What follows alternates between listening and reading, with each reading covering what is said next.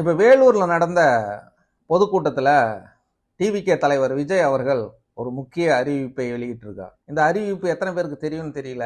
என்னன்னு பார்த்தீங்கன்னா, அண்ணன் வந்து இப்போ மக்களை சந்திக்க வரமாட்டேன்.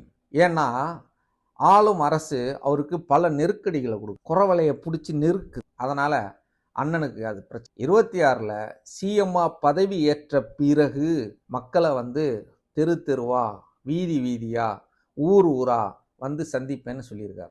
இதுக்கு பேர் என்னன்னா லஞ்சம். லஞ்சத்தை ஒழிக்க போற தலைவர் லஞ்சம் கேட்கிறார். என்ன லஞ்சம்னா, நீ ஓட்டு போட்டு என்ன சிஎம்மாக்கு உன்னை நான் பார்க்க வரேன், என் முகத்தை காட்டுறேன். ஏன்னா தமிழக மக்கள் வந்து சினிமாக்காரன் முகத்தை பார்க்கறதுக்காக ஏங்கி போயிருக்காங்கிறத புரிதல்ல ஒரு அரசியல் கட்சி தலைவர் பார்க்குற வேலை தான். மக்களே தெரிஞ்சுக்கிங்க, நீங்கள் ஓட்டு போட்டிங்கன்னா விஜயை பார்க்கலாம், ஓட்டு போடலைன்னா விஜயை பார்க்கவே முடியாது, எப்பவும் பார்க்கவே முடியாது, திரையிலையும் பார்க்க முடியாது, நேர்லையும் பார்க்க